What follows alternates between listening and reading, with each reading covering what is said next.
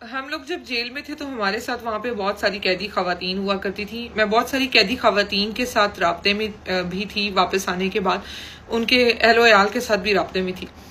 एक ऐसी लड़की थी जिसपे एक केस था, एक बच्चे के अगवा के मशवरे का केस था।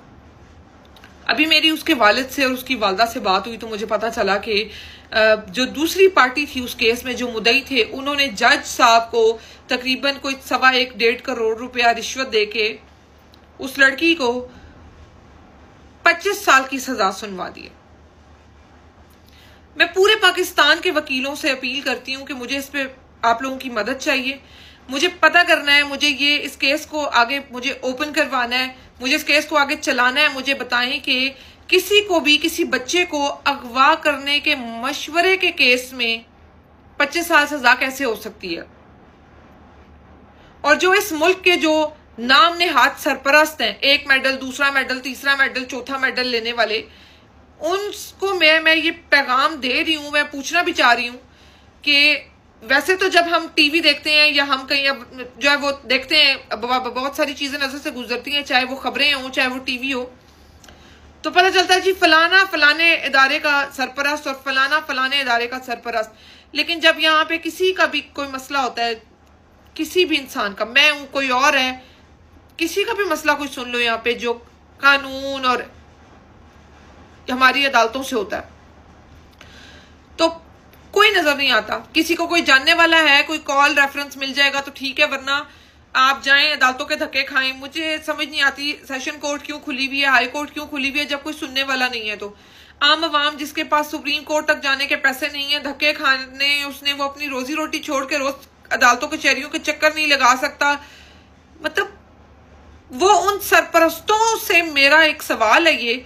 मुझे पता है कि इसके बाद आपको मजीद तकलीफ होगी, लेकिन चले मैं आपकी तकलीफ के लिए नहीं, मैं एक हकीकत बयान कर रही हूं। मुझे बताएं कि जब इतने सारे सरपरस्त मौजूद हैं तो आपका निजाम इंसाफ इतना माजूर कैसे है। सेशन कोर्ट तो एक ऐसी जगह बन चुकी हुई है जो यूजलेस है। पता नहीं आप लोग तनख्वाहें क्यों जाया कर रहे हैं, अवाम के पैसे को क्यों बर्बाद कर रहे हैं सेशन कोर्ट खोले हुए, कि वहां पे कोई एक मुद्दई ताकतवर है तो दूसरे मुद्दई का तो फिर क्या क्या करना चाह रहे हैं आप। इस मुल्क को उस मिडिल क्लास के रहने के काबिल रहने दें जिससे आप टैक्स लेते हैं। और ये कोई बुरा मनाने वाली बात नहीं है कि आपको इस पर गुस्सा आ जाए जी कि फिर से उठ के आके कह दिया गया कि आप टैक्स लेते हैं। आप लोग टैक्स लेते हैं। मिडिल क्लास एक सर्फ के पैकेट पे, एक टॉफी पे, एक बबल पे, अपने रोजमर्रा के इस्तेमाल की चीजों पे, कपड़ों पे, जूतों पे आपको टैक्स देती है। आप लोग टैक्स लेते हैं। उन्हीं पैसों से आप तनख्वाहें देते हैं, तनख्वाहें ली जाती हैं। तो फिर इतना इसमें बुरा मनाने वाली कौन सी बात। तो फिर उसी आम इंसान को इंसाफ क्यों नहीं मुहैया। वकला से मेरी गुजारिश है कि मुझे इस केस के मामले पे मेरी मदद फरमाएं। मुझे बताएं कि इस केस का क्या हो सकता है। हाई कोर्ट में अब हम इस केस को कैसे आगे लेके चल सकते हैं और इस केस का क्या कर सकते हैं। और ये जो इतने सारे ओहदेदार हैं इस मुल्क के नाम नेहाद, उनको बस मैं इतना ही कहना चाहती हूं कि इस मुल्क को आम इंसान के रहने के काबिल रहने दें जो आपकी तनख्वाहें देता है। और मेरे पे पीका का एक और केस करने की जरूरत नहीं है।